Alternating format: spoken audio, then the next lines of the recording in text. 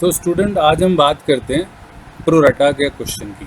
Pro rata का जो topic है वो इशू ऑफ शेयर वाले चैप्टर के अंदर आता है। और प्रोराटा की जब हम बात करते हैं तो इसमें दो बातें आती है। एक तो क्वेश्चन में जो प्रोराटा अलॉटमेंट है वो, और दूसरा एक प्रोराटा कैलकुलेशन है। जब क्वेश्चन में प्रोराटा अलॉटमेंट और प्रोराटा कैलकुलेशन दोनों होते हैं तो क्वेश्चन आपका आता है 8 मार्क्स का। अब प्रोराटा अलॉटमेंट का मतलब तो आप जानते हैं कि allotment of share on proportion basis, मतलब एक स्पेसिफिक रेशो में कंपनी शेयर अलॉट करती है। और ऐसा तभी होता है जब कंपनी के शेयर ओवर सब्सक्राइब हो जाते हैं। अब ओवर सब्सक्राइब हो जाते हैं तो ऐसे में कंपनी कैसे प्रोराटा अलॉटमेंट करती है, क्या कैलकुलेशन है, इसी पे हम डिस्कस करेंगे। सबसे पहली बात तो मैं आपको ये बता दूं कि जब क्वेश्चन प्रोराटा का हम करने जा रहे हैं तो उसमें प्रोराटा कैलकुलेशन है या नहीं, इसको चेक करना बहुत ज़रूरी होता है। और इसको क्वेश्चन पढ़ के आप डिसाइड कर पाते हैं। कैसे करेंगे, इसके लिए आपके पास 3 मेन कंडीशन है। नंबर 1, क्वेश्चन में प्रोराटा है या नहीं, इसके लिए ज़रूरी है कि वहाँ ओवर सब्सक्रिप्शन होना चाहिए, मतलब क्वेश्चन में ओवर सब्सक्रिप्शन हो। नंबर 1 बात ये है। नंबर 2, कंपनी ने प्रोराटा अलॉटमेंट किया हो, मीन्स कि जो ओवर सब्सक्रिप्शन है, अगर कंपनी सारे ही एक्सेस एप्लीकेशन रिजेक्ट कर देती है तो ये प्रोराटा नहीं होता, और उसमें कंपनी ने जितने भी एक्सेस थे वो सब रिजेक्ट कर दिए और बाकी जितने उनको इशू किए थे वो उन्होंने अलॉट कर लिए। तो ये नहीं होना चाहिए। क्वेश्चन में प्रोराटा अलॉटमेंट होना चाहिए, मतलब एक स्पेसिफिक रेशो में कंपनी शेयर अलॉट करे। और नंबर 3 बात जो बहुत इंपॉर्टेंट है, जब आप प्रोराटा कैलकुलेशन करने जा रहे हो तो वो किसी डिफ़ॉल्टर के शेयर्स पर ही बेस्ड होती है। तो अब वो डिफ़ॉल्टर के शेयर पर बेस्ड है, इसके लिए ज़रूरी है कि defaulter must fail to pay second instalment. First instalment application है, सेकंड इंस्टॉलमेंट अलॉटमेंट होती है। अब सेकंड मैंने क्यों कहा, क्योंकि कई बार क्वेश्चन में एप्लीकेशन एंड अलॉटमेंट एक साथ होती है तो वो फर्स्ट इंस्टॉलमेंट हो गई, सेकंड हो जाती है फर्स्ट कॉल। तो यहाँ ज़रूरी बात ये है कि share holder must fail to pay second instalment, जो कि नॉर्मली क्वेश्चन में अलॉटमेंट ही होता है। तो ये 3 मेन कंडीशन अगर क्वेश्चन में पूरी हैं तो आप ये मान सकते हो कि क्वेश्चन में प्रोराटा अलॉटमेंट तो है, उसके साथ साथ आपको प्रोराटा कैलकुलेशन भी करनी है। मैं इसे प्रोराटा कैलकुलेशन इसलिए कह रहा हूँ क्योंकि क्वेश्चन जो 8 मार्क्स का आता है उसमें प्रोराटा पर बेस्ड होती है वो कैलकुलेशन। अगर क्वेश्चन में एक भी कंडीशन पूरी नहीं होती है तो ये क्वेश्चन फिर प्रोराटा कैलकुलेशन वाला नहीं है, बेशक चाहे उसमें प्रोराटा अलॉटमेंट हो। तो ये तो आपका एक पॉइंट हो गया क्लियर। अब स्टूडेंट हम बात करेंगे कैसे क्वेश्चन की जिसमें प्रोराटा कैलकुलेशन भी है, प्रोराटा अलॉटमेंट भी है। मतलब मैं आपको एक ऐसा क्वेश्चन कराऊंगा जिसमें प्रोराटा अलॉटमेंट और प्रोराटा कैलकुलेशन दोनों, और आप ये कह सकते हो कि ये क्वेश्चन 8 मार्क्स का आ सकता है। तो क्वेश्चन आपके सामने स्क्रीन पर है और मैं ये चाहूँगा कि क्वेश्चन का सॉल्यूशन समझने से पहले आप इस क्वेश्चन को अपनी नोटबुक में नोट डाउन कर लो। तो क्वेश्चन आपके सामने, कंपनी ने 20,000 शेयर इशू किए। मोटी मोटी बात डिस्कस कर रहा हूँ, आप पढ़ सकते हो क्वेश्चन आपके सामने तो आप पढ़ोगे ही। और 10 रुपये का शेयर है, 3 एप्लीकेशन, 4 अलॉटमेंट और 3 रुपये फाइनल कॉल। पब्लिक ने अप्लाइड किया 25,000 शेयर्स के लिए, यानी एप्लीकेशन आई है 25,000 शेयर और कंपनी ने प्रोराटा अलॉटमेंट कर दिया। तो आप यहाँ ध्यान से देख सकते हो कि जो यहाँ पे प्रोराटा रेशो बनता है वो 25,000:20,000, दैट इज़ 5:4, ये रेशो आ गया। इसके बाद यहाँ पर अनिल जो है वो डिफ़ॉल्टर की लिस्ट में आ गए क्योंकि वो फेल हो रहे हैं अलॉटमेंट पर। तो आप यहाँ देख सकते हो कि तीनों मेन कंडीशन पूरी होती है क्वेश्चन में, ओवर सब्सक्रिप्शन भी है, प्रोराटा अलॉटमेंट भी है, और शेयर होल्डर जो है वो सेकंड इंस्टॉलमेंट पे फेल भी हो रहा है। तो फिर अब क्वेश्चन हम शुरू करते हैं, आप देखो और फिर स्टार्ट करते हैं, ठीक है स्टूडेंट। क्वेश्चन का सॉल्यूशन शुरू करते हैं और आप देख सकते हो मैंने एंट्रीज़ पहले लिख ली है ताकि वीडियो छोटा बने और टाइम कम लगे और आप उसे आसानी से जल्दी से समझ सकें। तो आपने क्वेश्चन पढ़ लिया, आई होप कि क्वेश्चन आपने नोट भी कर लिया होगा, क्योंकि अगर क्वेश्चन नोट कर लोगे तो सॉल्यूशन ईजिली आपको समझ में आ जाएगा। 20,000 शेयर कंपनी ने इशू किए हैं, 3 रुपये एप्लीकेशन पर, 4 रुपये अलॉटमेंट और 3 रुपये फाइनल कॉल। लेकिन एप्लीकेशन रिसीव हुई है 25,000 शेयर। तो 25,000 share into 3, bank account debit to share application first entry 75,000।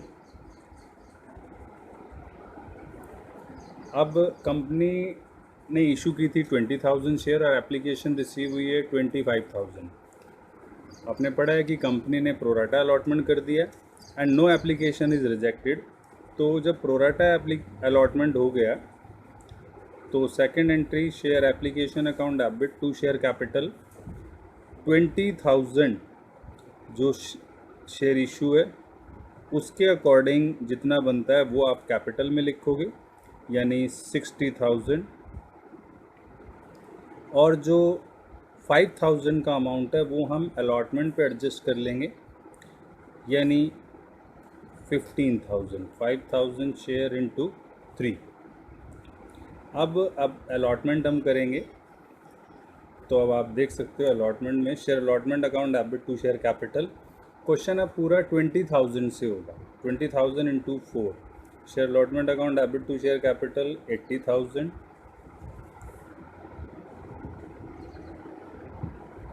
और जब बैंक में रिसीव होगा तो यहाँ पर ये बात ध्यान देनी है कि 80,000 में 15,000 तो ऑलरेडी आए हुए, तो आपको मिलने तो चाहिए 65,000।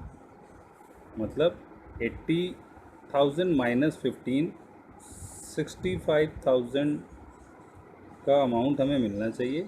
लेकिन उसमें भी अनिल जो है वो डिफ़ॉल्टर हो गया और उसका हमें अब वर्किंग नोट में ये कैलकुलेट करना पड़ेगा कि कितना अमाउंट हमें रिसीव हुआ। अब आपने देख लिया सिचुएशन में कि भाई यहाँ पे ओवर सब्सक्रिप्शन भी है, प्रोराटा अलॉटमेंट भी है, और जो डिफ़ॉल्टर है वो अलॉटमेंट पे भी फेल हो रहा है। मतलब तीनों कंडीशन पूरी कर रहा है। ये 3 कंडीशन का मतलब आपको पहले बता चुका हूँ मैं कि अगर आप ये देखते हो कि क्वेश्चन में 3 कंडीशन हैं पूरी, तो वहाँ प्रोराटा कैलकुलेशन करना ज़रूरी हो जाता है। पहली कंडीशन क्वेश्चन में ओवर सब्सक्रिप्शन होना चाहिए, दूसरी कंडीशन वहाँ प्रोराटा अलॉटमेंट होना चाहिए, मतलब जितने एक्सेस हैं वो सारे रिजेक्ट ना हों, और तीसरी कंडीशन है कि a share holder must fail to second instalment, जो कि अलॉटमेंट होती है नॉर्मली। तो अब मैं आपको यहाँ पर वर्किंग नोट भी करके दिखाऊंगा। अब आप देख सकते हो वर्किंग नोट में प्रोराटा कैलकुलेशन है जिसमें आप मैंने बातें पहले ही लिख दी हैं। नंबर ऑफ़ शेयर अलॉटेड जो है मिस्टर अनिल को, वो आपने क्वेश्चन में देखा है, वो 400 है। Number of share allotted 400। Number of share applied, देखो किसी भी क्वेश्चन में जहाँ प्रोराटा कैलकुलेशन आप करोगे वहाँ आपको पता होना चाहिए कि नंबर ऑफ़ शेयर अलॉटेड कितना है, नंबर ऑफ़ शेयर अप्लाइड कितना है। अगर क्वेश्चन में आपको अलॉटेड दिया है तो आप अप्लाइड निकालो, और अगर क्वेश्चन में अप्लाइड दिया है तो आप अलॉटेड निकालो। बस यहाँ पे जो फ़र्क है वो केवल रेशो का है। तो अप्लाइड कैसे निकालेंगे? अगर आप अप्लाइड निकाल रहे हो तो ऊपर अप्लाइड ही होगा। अप्लाइड थे 25,000 शेयर जिस पे आपने प्रोराटा किया, और उस पर अलॉटेड है 20,000 इंटू 400। जब आप ऐसा करोगे तो आप इसे देख सकते हो, काटेंगे तो ये आ जाएगा 500। और अगर मैं अलॉटेड निकालता, मुझे अप्लाइड दिया होता, तो रेशो उल्टा हो जाता, मीन्स 20,000 अपॉन 25 हो जाता, फिर इंटू में ये 500 होता क्योंकि हमें अप्लाइड दिया होता। तो ये तो थी बात, और क्वेश्चन आप करोगे तो समझ में आ जाएगा, बट आपको ध्यान ये रखना है कि अगर अलॉटेड है तो अप्लाइड निकालना है और अप्लाइड है तो अलॉटेड।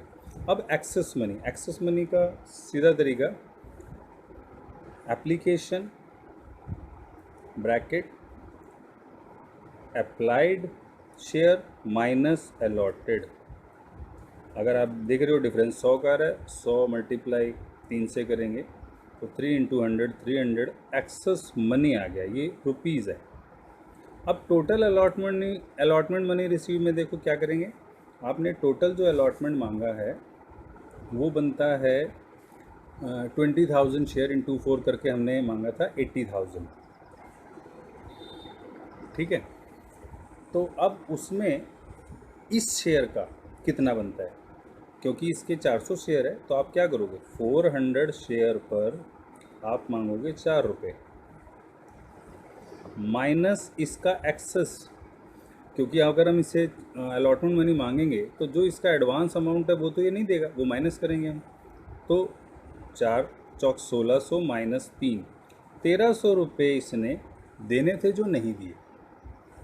ये आप ध्यान दो, मैं दोबारा बता रहा हूँ, नंबर ऑफ़ शेयर अलॉटेड है, नंबर ऑफ़ शेयर अप्लाइड निकाल लिया, फिर आप निकालोगे एक्सेस। एक्सेस आप समझ सकते हो भाई, जो आदमी 500 शेयर के लिए अप्लाई कर रहा है और आप इसे 400 शेयर ही दे रहे हो, तो उसमें 100 शेयर का पैसा उसका एक्सेस है।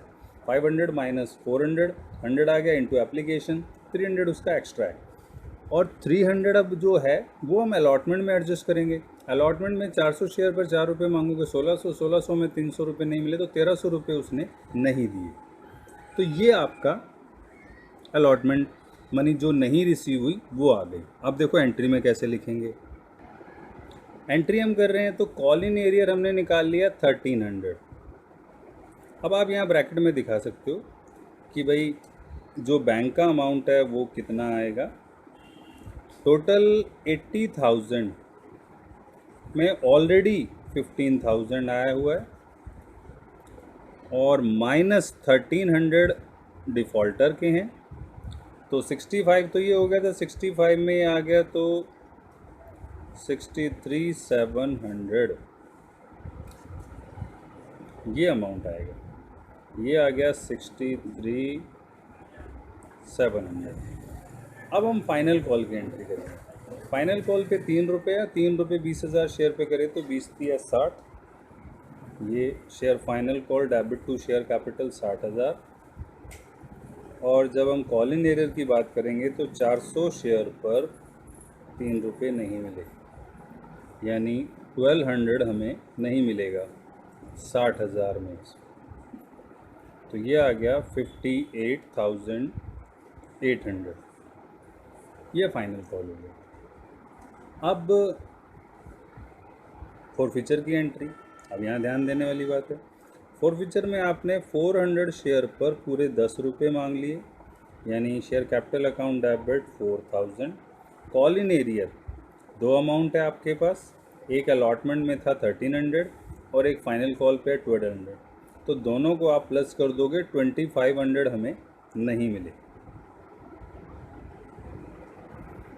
4000 में 2500 हमें नहीं मिले तो फॉरफीचर में आ गया 1500।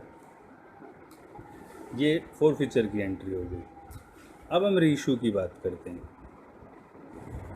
अब हम रीइशू की बात करेंगे तो आपने क्वेश्चन में देखा है कि क्वेश्चन में लिखा है कि 300 shares were reissued at maximum permissible discount. ये आपको समझना है। अब 300 का शेयर कैपिटल कितना होगा, 2 शेयर कैपिटल 300 का होगा 3000। ये हमें पहले पता है। एंट्री तो पता है, bank account debit, forfeiture debit 2 share का। फॉरफीचर इसलिए कि डिस्काउंट तो वो दे ही रहा है, लेकिन मैक्सिमम परमिसिबल डिस्काउंट उसके लिए हमें वर्किंग नोट करना पड़ेगा। देखो वर्किंग नोट में हम कितना डिस्काउंट दे सकते हैं ये मैं आपको दिखाता हूँ। देखो फॉरफिटेड अमाउंट ऑफ 400 शेयर अभी हमने निकाला था, फॉरफिटेड अमाउंट था 1500 रुपये। फॉरफिटेड अमाउंट ऑफ 300 शेयर, तो 1500 को 4 से कर देंगे इंटू 300, क्योंकि जितना रीइशू किया है उसका फॉरफिटेड अमाउंट हमें निकालना है। तो ये कैलकुलेट करके आया 1125, यानी जो मैक्सिमम परमिसिबल डिस्काउंट है वो इतना ही है, यानी इससे ज़्यादा हम डिस्काउंट नहीं दे सकते। ये मैंने आपको पहले ही बताया कि फॉरफिटेड शेयर को अगर आप डिस्काउंट पर इशू करते हो तो जो उसका मैक्सिमम डिस्काउंट है will be equal to the amount of forfeiture on दो शेयर्स। तो अब हम रीइशू करते हैं। तो मैंने आपको बताया था कि शेयर कैपिटल में तो 3000 आएगा और जो फॉरफिचर आ गया वो 1125, 1125। अब 3000 में आप ये 1125 और माइनस कर दो तो आप देख सकते हो कि 1125 माइनस करने के बाद ये आ रहा है 1875। अब ये आपको लास्ट एंट्री करनी होती है। फॉरफीचर टू कैपिटल रिजर्व, यहाँ पे आएगा नील। क्यों? क्योंकि हमने जितना भी मैक्सिमम डिस्काउंट था वो दे दिया, हमें कैपिटल प्रॉफिट हुआ ही नहीं इन शेयर को रीशू करने में। तो ये आप समझ सकते हो, देख सकते हो, रीशू किया इतने में, ये अमाउंट हमने कैलकुलेट करके निकाला 300 शेयर का, इतना डिस्काउंट दे सकते हैं। अगर बैंक का 3000 तो ये मैंने माइनस कर दिया, इतना आ गया, और कैपिटल रिजर्व की एंट्री नहीं आएगी। ओके, तो स्टूडेंट ये क्वेश्चन पूरा हो गया। आई होप कि आपको समझ में आ गया होगा।